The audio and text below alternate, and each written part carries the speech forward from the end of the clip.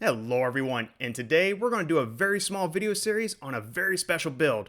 We're going to take the factory engine cover for our 2020 Mustang and we're going to create a beautiful and custom, sleek and aggressive design of an engine cover. And this thing came out looking awesome. It really brings out the aggressiveness of the V8 just looking at the intake manifold. And I'm going to show you how we did this from start to finish. So let's get started. Now the first thing I want to do is give you a little bit of backstory of where the design came from because it was not my own. I went to the Mustang forums some time ago and I came across this picture right here. And let me go ahead and scroll down that we can get a better look. A little bit more. And look at it. So this engine cover right here is what I saw and I wanted to recreate this exact same one. I love the paintwork. I love how it looked. It actually looks a lot more aggressive. I love it. So I wanted to recreate the exact same one. So I went ahead and studied these pictures and determined what parts were used and see if I can make the exact same thing. And the parts that were used was a supercharger engine coil cover pair and our factory engine cover. And all he did was chop up the factory engine cover like I'm doing right here. So I went to one side and just go ahead and trim off the edges. And I just used the oscillating tool. And I'm going to peel that one side off. And then I took a deburring tool just to clean up the edges, make them nice and smooth. And I went there with a few times just to make sure we got everything. And then he went ahead and cut away the center piece as well. And it came out looking something like this. This is very similar to what he started with in the original pictures. And that's what I wanted to replicate. And of course, if you watch a majority of my videos, I like to make custom brackets and make things bolt on. So I went ahead and took the supercharger coil covers and tried to bolt them to a right angle bracket that's made out of aluminum and made it go to the factory studs on the engine. And I try to line everything up to make it look good. And so far it looks good from here, but it's a little off center. And when putting the engine cover top on there, I had a lot of binding, so it wasn't working out at all. This is actually becoming a big failure, so I ended up scrapping this project and putting it aside for several months. And after going back to the drawing board, I decided to go ahead and chop these up and make this engine cover one piece. So now let's get into the nitty gritty of it. So I went ahead and removed the OEM engine cover again, after these months have passed. And you need a trim removal tool and a 10mm socket and socket wrench. So I'd use my trim removal tool just to remove the caps. And then we're going to use our 10mm socket and socket wrench and loosen up the lock nut. And that didn't stick, so let me use my magnet. So there's one. Then we'll go to the other side as well, loosen that one up. And we'll use our magnet again. And now the rest of the engine cover is snapped in, so all you gotta do is pull it up a little bit. So there's the driver's side, now we'll go to the passenger side. Beautiful. And we'll go ahead and lift this up and set that aside. So now I'm gonna take those same parts I used earlier in the months, and I'm gonna see about making everything contour together and make everything fit. So I'm gonna go ahead and snap in the center engine cover first. And it's in there pretty good. And then I'll start putting the supercharger covers in. And you can see where there's a little bit of binding just as it is right now. So I'll snap it in and just give you a little show. So there's one side, and let me see if I can get the other side in. And come on. Alright, and yeah, so right now I had a hard time just getting the side with the air filter, the driver's side in, with the top on. So let me go try to see if I can fit that in there one more time. Come on. Yeah, so it's really tight in this one little spot, and as you can see. And this was the same issue I was encountering months ago. I'm just showing it to you now, that way I can trim it away and just go ahead and fix the issue. And yeah, see if I can line everything back up one more time. This is without the brackets I put in. So this is kind of what it looks like just as is, with nothing chopped up. And it looks like it's binding pretty bad, and the main reason is this bracket, or this piece right here, right on the air filter. And that's the sound tube bracket. Right there, that needs to go, because that's really in the way. I mean, if you take that out, this actually takes a lot of the binding out of the situation. So yeah, let's go ahead and take our oscillating tool, and let's go ahead and chop that off. Since I don't have a sound tube anymore, I don't really need this at all, and it's just an eyesore. So go ahead and trim that off. Looks pretty good. And after a lot of trimming, I went ahead and did off camera. I just little by little took the oscillating tool and trimmed everything off these supercharger covers. I trimmed that edge up, and I trimmed the edge up where the air filter is. And all I did was contour around the things in the engine bay just to make it form and fit perfectly. And you can see how much we chopped up. We trimmed a lot off these supercharger coil covers. This was everything from them. And after going back and forth several times, it looks like everything meets up pretty well. Let me go ahead and put that cover back in its spot. Right there we go. So it looks pretty good so far. We don't have any binding. So now let's go ahead and glue everything up. I'm going to take my glue gun and just add little dabs just along the edges just for now. Kind of like tacking with a welder just to hold everything in place. So we'll go ahead and do the back as well. Yeah, a few more dots. We'll just go down the middle just to make sure everything's nice and flush. And obviously you can tell this is not an industrial grade glue gun. This is just something simple from an arts and crafts store. But it does the job. Alright, so there's that side. Go up a little bit and down the middle. And one more dab just for good luck. There we go. And now that looks like everything's going to hold together. So now I'm going to go ahead and grab my multi-angle ruler. I want to go ahead and measure out a few spots on the top of the engine cover so I can cut out some foam board just to reinforce this. And I'll go ahead and start towards the rear of the engine cover and go ahead and get those spots tightened down. And this part I just took my time just to make sure everything is perfect as possible. And then when I used a pencil just to go ahead and mark out the area I measured, because you got to go back in that same spot with the foam board. And speaking of the foam board, we're ready to trace onto it. So taking that same multi-angle ruler, I'm just going ahead and trace out that exact same shape that we locked down. And I'm just using a pencil. I'm going to darken up just a few times just so I don't miss any spots. And then I'll take a utility knife and a straight edge and just go ahead and cut along those straight lines. At least try to. I'm not perfect at this. And get this edge over here. And this one right here. And pop this right off. And not the cleanest cut, but it works. So let's go ahead and trim off the top as well. Just going to take a straight edge and do the same thing over there as well. And I'm going to do this while cutting up my table. So come on. I can't cut a straight line to save my life. I don't know if you noticed that by now. Close enough. So let's go ahead and take it back to the engine cover. I'm going to put a few dabs of glue down just to hold it in place. And I'll try to do that while lining it up with those pencil marks I made earlier just to make sure everything lines up as best as possible. And I'll go to the driver's side, add some glue over there. Not too bad. Now we can add some towards the edges. And I think that's going to hold nicely. And I'm going to repeat this several times just to make sure this thing is reinforced from top to bottom. And as you watch this video, you're definitely going to notice how much glue I use. I'm going to put a lot of glue sticks through this little mini glue gun. I'm going to get my money's worth out of this thing. So I'm going to add one more big reinforcement right in the front.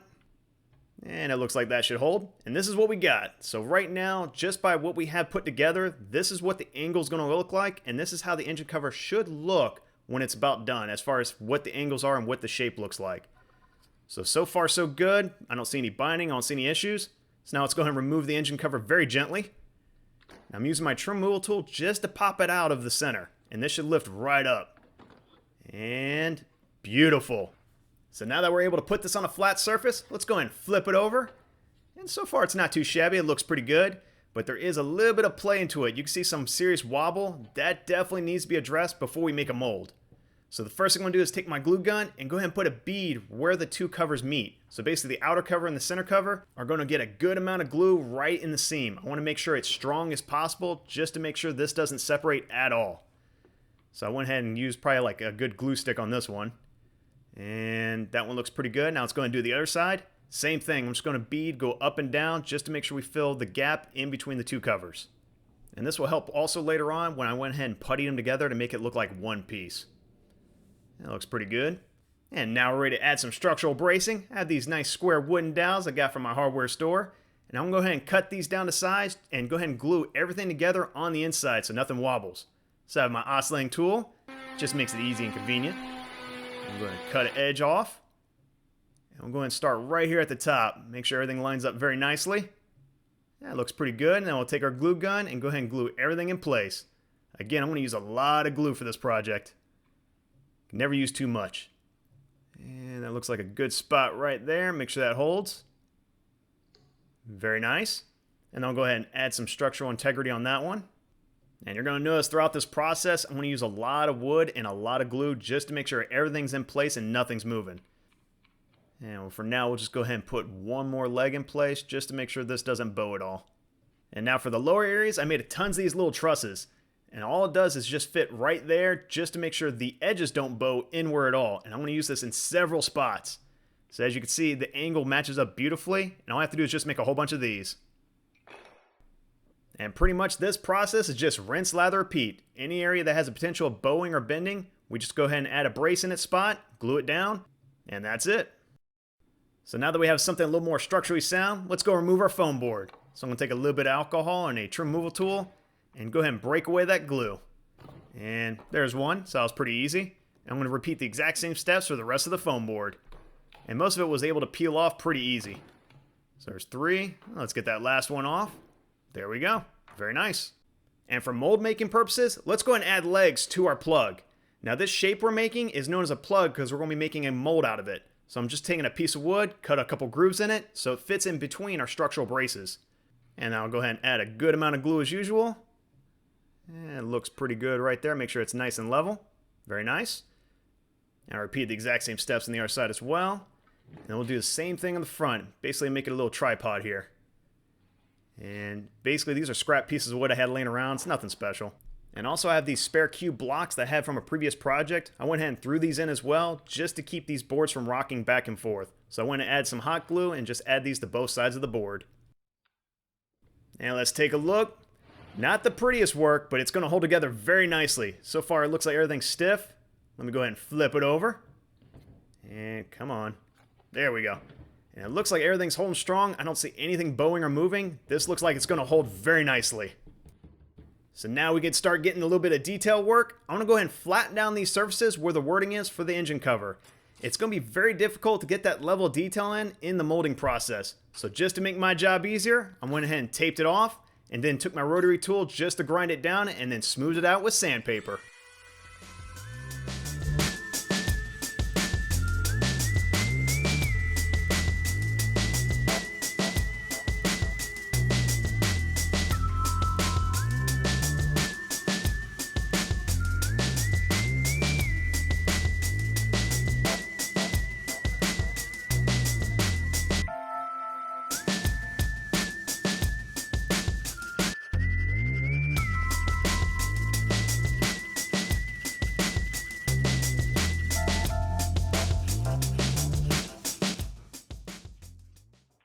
And since you see one side being sanded down, no point showing you the other side. I just went ahead and repeated the exact same steps. And taking a look at it, feels pretty smooth, looks pretty good. A little bit of pitting, but we'll address that later. But so far, this is looking pretty good. So now we can really start the custom work. Let me go and pick up my camera. So right here where the two covers meet, we have this nice gap right here. And it's a little bit of eyesore. It's something I want to address. It's got a gap on both sides, and I want to fill these in. I want to make it look like one piece. I don't want to make it look like two pieces. So let me go ahead and prep the area. I'm going to go ahead and scuff it up with 100 grit sandpaper. And this will make the surface easy to adhere any product to it, because I'm going to use some foam later on just to fill in this gap. Now I'm going to make sure every area is nice and scuffed up pretty nicely. Now I'll take some IPA or some rubbing alcohol and go ahead and clean the surface. This will remove all the dust that we made, as well as any oils or grease left behind.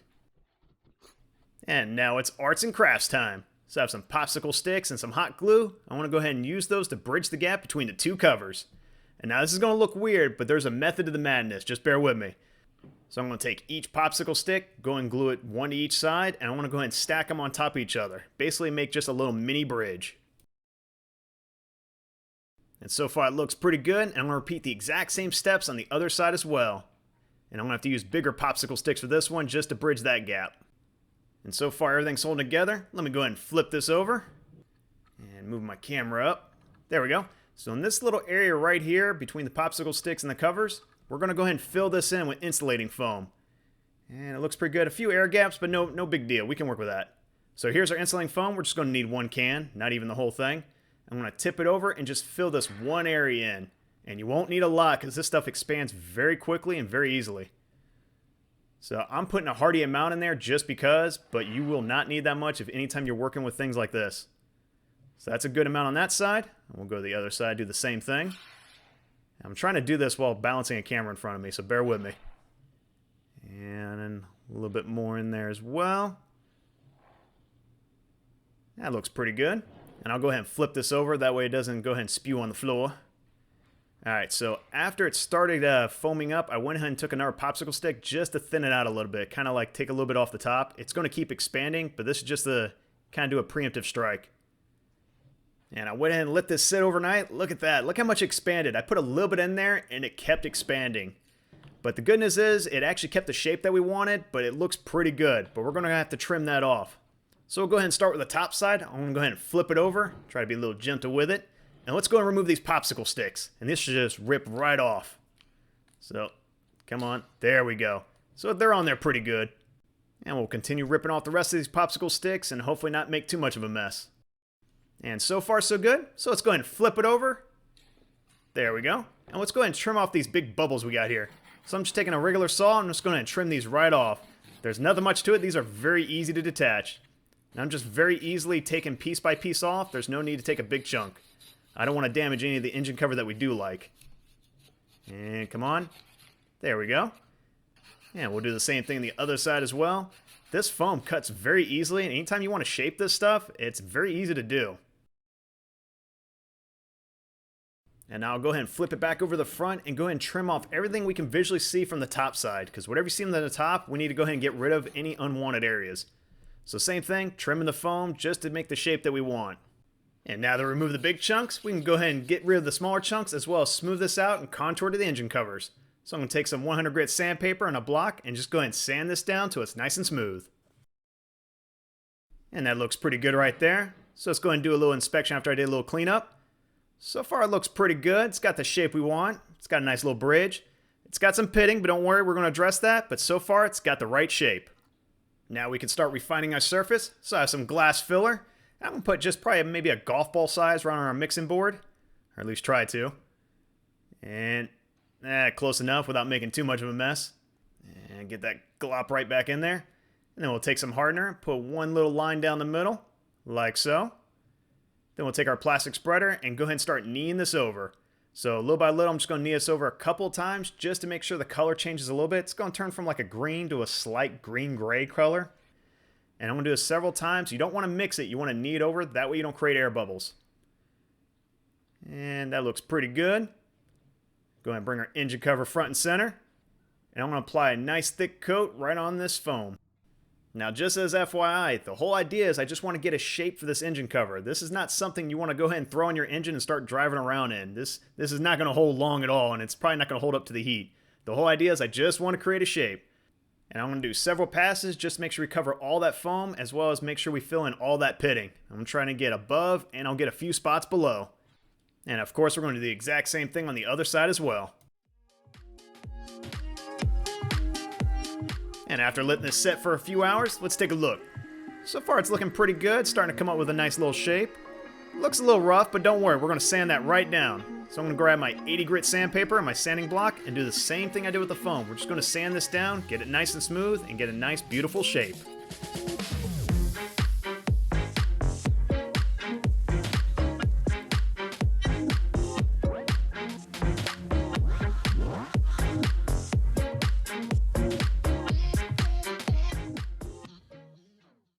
So now let's take a look at our next milestone. So far this is looking pretty good, it's looking a lot smoother. We still have imperfections, but that's expected, but not bad on the first pass. So now to refine this a little bit more, I want to go ahead and grab some body filler. Now this stuff is a little bit thinner, it's not as thick as the glass, and it smooths out a lot nicer. So this is ideal for this particular situation. I'm going to do the same thing, get a golf ball size, put some hardener in the middle, and then go ahead and take my plastic spreader, mix it up by just kneading it over. And that looks pretty good, got a nice little color change. And I'm going to repeat the exact same steps I did with the glass. I'm going to take my plastic spreader and go ahead and smooth this area out and just go ahead and fill everything in.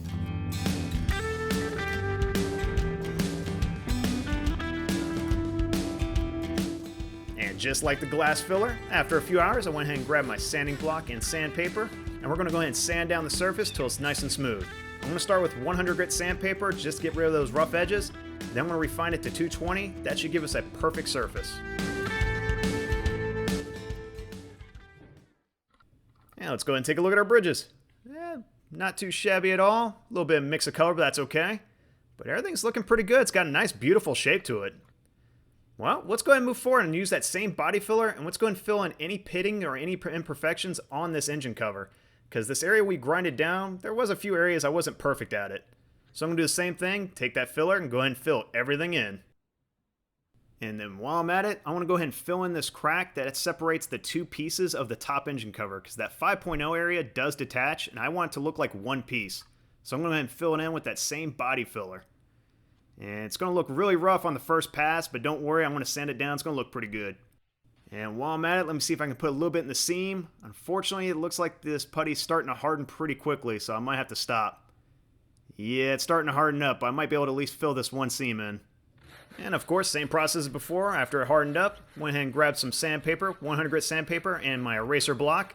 And I'll go ahead and start sanding down these flat areas, make it nice and smooth. And I'm going to start with 100 grit and then smooth it out to 220. And of course, I always want to show you my progress.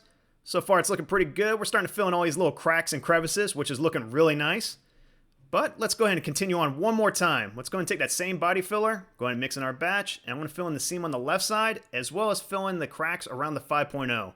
I decided to go ahead and fill that in as well, because I think that might give me some molding issues. So same thing, fill it in, and then we're going to go ahead and sand it out. And now when sanding with this last iteration, same thing, 100 grit then 220 grit sandpaper, but I'm also going to sand other areas of the engine cover that may show any imperfections in the molding process when it was sent to me. So anywhere that I find an imperfection, I'm just going to go ahead and sand it down, clean it up, because whatever shows here, it's going to show in the mold, which is going to show in our finished part.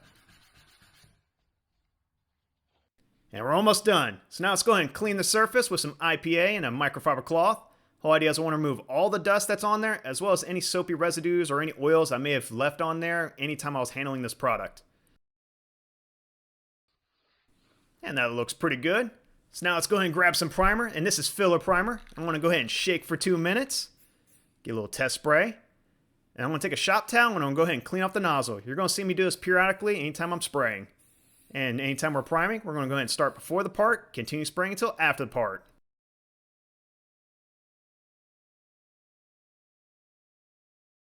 So now that we got our first light coat down, we went ahead and waited 5 to 10 minutes, and now we can start our second coat. And I'm going to go ahead and do the same thing, start spraying before and after the part, and then this coat's going to be just a little bit thicker than our first. And now for our last coat, which is our third coat, this is going to be our heaviest one, and we want to make sure we cover every square inch and make sure everything's the same color.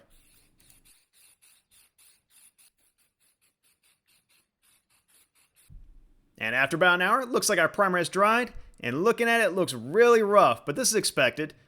And let's see if we zoom in. Look at those rough edges. Yeah, so pretty much this right here does need to be addressed, but this is pretty much what I expected. This is no big deal at all. This is filler primer. So I'm going to take some 400 grit sandpaper, and I'm just going to put it on my sander just to make it easy on me. And I want to go ahead and start sanding everything down and make sure everything's nice and smooth.